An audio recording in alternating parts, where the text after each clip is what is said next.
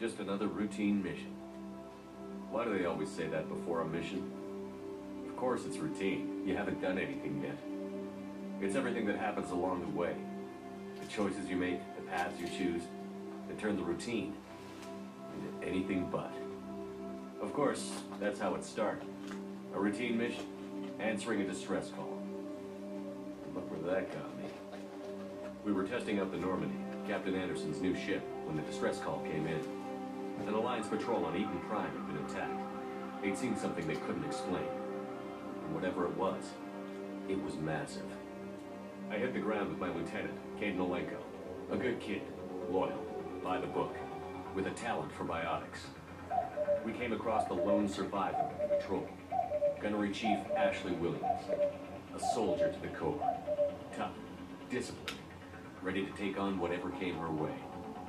Ashley joined up with us and took us to the spot where she lost her squad. That's when we saw it. The ship. Like nothing I'd ever seen. It was massive, scorching the colony and everything around it as it blasted away. We followed the path of destruction to an artifact, a beacon left by a long-dead race called the Protheans. The colony had dug it up, and whoever attacked them had tried to take it. Chief Williams made the mistake of getting too close. It hit her with some type of energy. I grabbed her and threw her out of the way. That's when it hit me. Hard. Every muscle in my body went rigid. I couldn't move. Could barely breathe. Everything went black. And then I saw something. A vision. A dream. A nightmare. By the time I woke up, we were halfway to the Citadel on our way to meet the Council. I was expected to explain what I'd seen. Anderson came along. So did Adina, our political representative on the Citadel.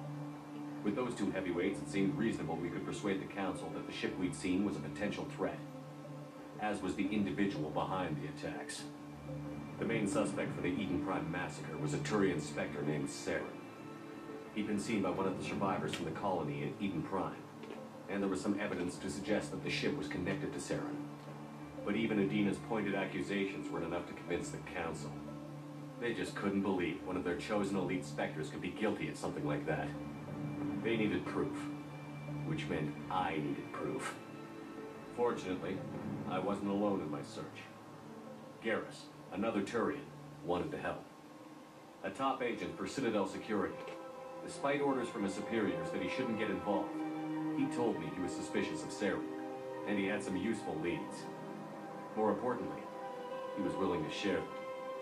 That led me to Rex, the biggest, nastiest-looking Krogan bounty hunter I'd ever seen. He turned out to be more than just a brute. It was his intel that led to a fugitive with incriminating evidence on Saren. The fugitive turned out to be an energetic little Quarian named Tal. A tech expert with a knack for hacking, she'd procured some information on Saren. Evidence that proved Saren was dirty. Tally's evidence proved that Saren was responsible for the massacre on Eden Prime, and that the immense warship we'd spotted was in fact Saren's flagship. But it went much further. Saren was trying to find a way to bring back a race of sentient machines from dark space. Machines allegedly responsible for cleansing the galaxy of all organic life. These Reapers were blamed for wiping out all life 50,000 years ago, including the Protheans, then disappearing back through the mass relays to dark space, leaving no trace they'd ever been.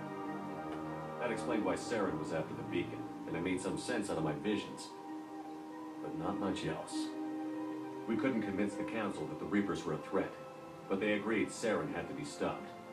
They stripped him of his Spectre status and gave me the honor of becoming the first human Spectre. My first task? Bring down Saren. Anderson decided to stay behind, giving up his ship, the Normandy. He told me I would need it more than he would. He also pointed me in a direction. Liara, a Prothean expert, adept in biotics, and maybe most importantly, daughter of Benezian, Saren's top lieutenant. And like most Asari, as beautiful as she is intelligent, and born with the unique ability to meld with other species. Liara was able to help me decipher some of the vision the beacon had given me. Nothing concrete, but it gave me some clues.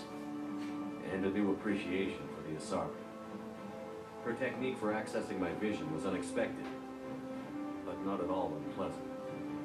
Ashley was a little concerned about the connection I shared with Liara. As commander, I knew either relationship had the potential to interfere with the mission. I told Liara about how I felt. Apparently, she felt it too. But we agreed we wouldn't let it get in the way of our mission. Finding Sarah. Thanks to Liara's help, we had our next lead. Venezia. Saren had taken her to Novaria, where he'd enslaved a dangerous race of insect-like creatures, arachni. He ordered Venezia to use the same technique Liara had used on me to extract information from the arachni queen. The queen's drones were everywhere, and they weren't happy. We had to fight through hundreds of them to get to Venezia. By the time we arrived, Saren was gone, with the information. I tried to reason with Venezia, but Saren had indoctrinated her. He had somehow acquired the ability to control people's actions and wills. Venezia wouldn't surrender, and Liara was forced to watch her mother die in her arms. And I was left with an angry, dangerous arachni queen to deal with. She claimed her drones would do no harm if I released her. But the arachni had terrorized the galaxy before. I couldn't do it. I wouldn't doom an entire species for past sins. And the queen was true to her word. She left and took her army of drones with her. With Saren's top lieutenant dead, he was quickly running out of time and places to hide. I tracked him down at his base on Wehrmacht, but we soon learned it was more than a base of operations. It was a breeding ground. Saren was breeding an army of Krogan. He'd found a cure for the genophage, a disease inflicted on the Krogan to prevent them from breeding and taking over the galaxy. But the Krogan Saren was breeding were slaves, mindless beasts that obeyed Saren's will. I had to destroy the base and all its research. Rex disagreed. Violently. Rex wanted the genophage cure for his people. I tried to convince him to help me destroy it, that these Krogan weren't real. But he wouldn't back down. Fortunately, Rex is smarter than he looks. He realized this wasn't the way to help his people, and that Saren was the real threat. When we finally got to the center of the base, I realized just how close Saren was to completing his plan. He was already in communication with the Reapers. Sovereign, Saren's flagship we'd all assumed was just a ship, was a Reaper. It spoke to me, threatened me. I could feel the menace it had for every living thing. It wanted me dead. It wanted us all dead. And I knew it was capable of doing just that. What I couldn't understand was why Saren would help it. But there was no time to think about it. Sovereign knew where we were. We had to destroy the base and get the hell out. I split up my team in 2 squads, sending Ash with one and Caden with the other as a distraction. We had a nuke, and we planned to use it. Before we could detonate the bomb, Saren showed up. We fought. I stalled him to make time for my team. And in talking to him, I realized the truth. It wasn't Saren who was indoctrinating everyone. It was Sovereign. The Reaper. And Saren was in deeper than all of them. He tried to convince me he was still in control. Said he found a way to reduce the Reaper's influence, but he was kidding himself. Or believing the lies Sovereign was telling him. Before I could convince him to stop, he ran, leaving me just seconds to extract my squad mates. I tried, but I wasn't fast enough. I could only save one of them. Caden was a good man, and a great soldier. But I had to choose, and I chose Ash. That was the last time Saren would slip away from me. I knew then, the next time we met, one of us would die. With my team mostly intact, we chased Saren and his army to Ilos, a long-lost planet that had once belonged to the Protheans. As we prepared for what we knew would be a desperate fight, I spoke to my crew. We were just one ship, against Saren's growing army. I assured them all that despite the odds, we could defeat him. Liara saw through my words. She knew I was hurting after Caden's death. She could sense my doubts. We both knew this mission could be our last. Until that moment, we put our feelings aside for the sake of that mission. But why wait? We gave in to each other, and it was perfect. While it lasted. We arrived on Ilos, close behind Saren. Once on the planet, we discovered a Prothean databank that helped me put the final pieces of my vision together. The Reapers had come 50,000 years ago, every 50,000 years before that, each time purging the galaxy of life. The Protheans had fought and died, like every species before them.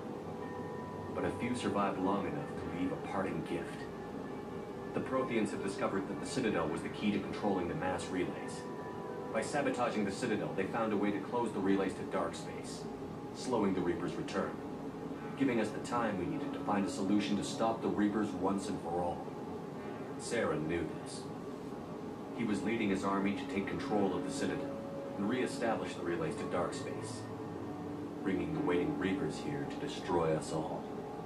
We followed him to the Citadel. It was intact, but heavily damaged. He had caught the Council fleets by surprise, and they were only now regrouping. And with Sovereign as his flagship, there was little hope the fleets could counterattack with enough strength to take back the Citadel. But Saren was done running, and I was done chasing. As the Alliance and Citadel fleets battled Saren's army outside, I cornered the Turian bastard in the Citadel tower and confronted him. He died believing that the Reapers would save him. As I fought to regain control of the Citadel, the Council's flagship, the Destiny Ascension, fell under attack. Despite Saren's death, Sovereign and Saren's army continued to fight. The Council was aboard the Destiny Ascension, and they were requesting assistance. But I knew in order to help them, I would have to put our human alliance fleet in jeopardy.